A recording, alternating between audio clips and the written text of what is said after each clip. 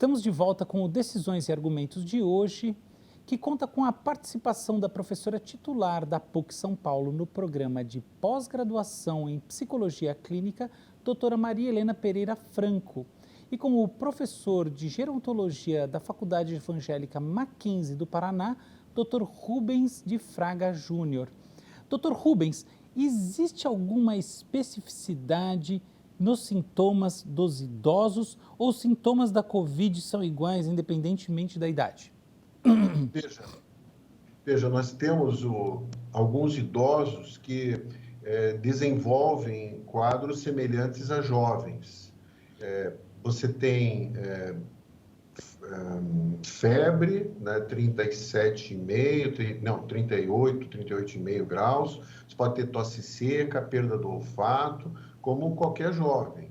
Mas existem muitos idosos, assim, acima de 80, 85 anos, que fazem apenas um quadro de confusão mental aguda. Então, às vezes, como que é essa confusão? Ele fica ou sonolento ou fica muito agitado, né? E ele pode não apresentar tosse, ele nem apresentar febre. Então, o que a gente viu é que aquilo que não ocorreu nos últimos 20 anos no Brasil, em questão de 6 meses de pandemia, isso aconteceu. A que eu estou me referindo? A telehealth, a telemedicina. Então, hoje é possível, eu tenho tratado vários idosos por teleconferência, teleconsulta ou telemedicina. É muito mais fácil hoje você acessar esses pacientes, né? Através de um termômetro, através de um oxímetro, né, que é um aparelhinho que, se der menos de 93, já acende o sinal de alarme, né, ou de encaminhar esse paciente a uma emergência, um pronto atendimento, se ele estiver saturando baixo no oxigênio, se ele estiver com febre, ou estiver com falta de ar ou outro sintoma mais importante. Mas, então, alguns idosos têm sintomas comuns da Covid, e outros idosos fazem o que a gente chama de delirium, que é o estado de confusão mental aguda. Olha, você que está em casa precisa se ligar disso também, hein? Nem sempre os sintomas são aqueles que a gente lê no jornal. Doutora Maria Helena, você trouxe um ponto muito importante sobre como o idoso acaba sendo tratado de uma maneira diferente, no sentido não positivo, mas preconceituoso pela sociedade, e isso acaba prejudicando a própria experiência aqui no âmbito da Covid, como esse idoso acaba vivendo uma Covid ainda piorada.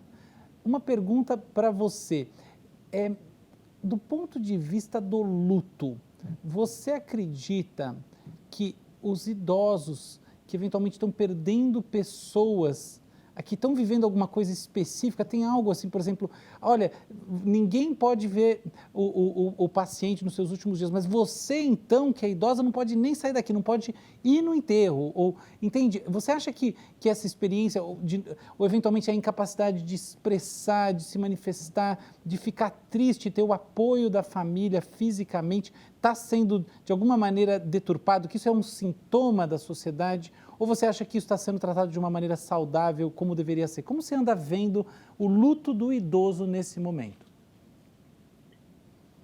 Geralmente, o luto do idoso se dá pelas pessoas da sua geração, né? Parceiros de vida, os amigos, as pessoas da mesma idade, da mesma faixa etária. Também poderão ser pelos seus filhos, pelos seus netos, mas o que a gente mais encontra é por pessoas da sua idade. O que acarreta uma experiência para o idoso de muita solidão, porque falta aquele parceiro que conhece a biografia dele, que não precisa contar a história dele desde o começo, porque são as pessoas que sempre viveram, acompanharam e tudo mais. Hoje o que nós temos? Isso, e também a morte de mais novos, né? Porque não são somente os idosos que morrem por Covid. Claro. E eu que isto do isolamento social, as medidas de biossegurança em relação aos rituais e tudo mais, isso tem um efeito bastante difícil no luto para todos. Para todos. Eu não colocaria especificamente aumentado no caso do idoso, porque ele está numa condição, então, de isolamento, distanciamento social, que já é bem difícil, que já traz uma demanda de adaptação, fazer outras coisas para poder ficar vivo, ficar, enfim, ativo e conectado. Não são todos que têm a facilidade em usar, como a gente está usando aqui, esses recursos, né? Nosso contato mediado pela tecnologia. Muitos idosos aprenderam a usar. Eu tenho feito atendimento para idosos, para pessoas enlutadas por Covid e que no começo da pandemia tinham muita dificuldade de fazer, porque eu não estou fazendo presencial, eu estou fazendo intermediado pela tecnologia. E acabaram aprendendo. Foi uma boa resposta que tiveram para lidar com esse luto, com o isolamento, com o afastamento. Então, eu acho importante a gente considerar, eles têm uma perda, todos temos, cuidado para não cair naquela condição do idadismo, isso é coisa de idoso, não é? E levar em conta que eles têm que ter voz e voto nesse processo todo. O luto deles é tão importante quanto todos e a gente não pode generalizar isso. Professor Renato. Muito legal. Doutor Rubens, pode falar. Só complementando, a minha experiência de ter Covid já idoso, eu senti também, fiquei entristecido quando perdi colegas de trabalho já na Covid. Foram 12 médicos aqui no Paraná. Mas trabalhando, né? Mas eu senti também um pouco a perda da minha identidade na hora que eu tive que parar o que eu fazia. Por exemplo, eu me identifico com o meu trabalho e eu senti essa perda. O apego, ele não é só a entes queridos. Quando a gente lida com o luto, né, e o luto complicado, né, a gente começa a perceber isso quando o indivíduo se aposenta também. Se ele não tiver uma preparação para a sua aposentadoria, ele passa aquele período de lua de mel, vai fazer aquela pescaria que ele queria fazer no Amazonas, viaja para a Itália, enfim, vai para o Japão, para a Índia, China, mas só que depois daquele feito lua de mel, ele começa, poxa, mas e agora? Caiu a ficha, o que eu faço? E ele se enluta muitas vezes, ele se deprime, faz um luto patológico também.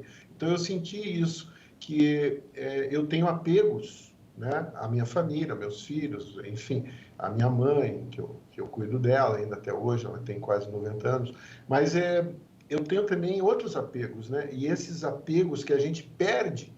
Você veja hoje, a gente que eu lido com alunos de 20 a 22 anos na Faculdade de Medicina, eles estão aí praticamente há quase 6 meses em quarentena. Então, eles gostavam de sair para uma balada, ou um churrasco com os amigos, né? Então, as pessoas estão perdendo muito mais do que simplesmente... Sim, é claro, é grave, é sério, perder algum ente, um amigo querido, mas a pandemia tem efeitos assim sobre diversas áreas, né, professora? Sim, certamente. Eu tenho a possibilidade de atender à distância. Isso foi facultado pelo Conselho Federal de Psicologia, com todos os cuidados e tudo mais, o mais assemelhado à condição de consultório, quer dizer, o isolamento acústico, sigilo e tal, tudo isso. E também as minhas aulas na PUC eu tenho dado à distância. E parece que tem dado certo que tem acontecido.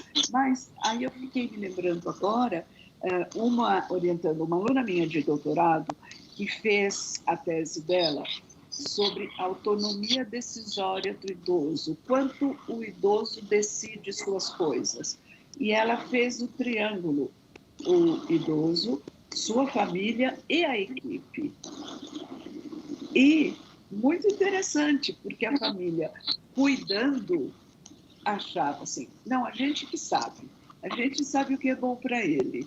Né? E o idoso queria falar, ele queria dizer, né? Então, isso da perda da identidade, ele fica um idoso com algum diagnóstico e ele não é mais a pessoa que tinha aquela biografia e que pode falar sobre a vida dele.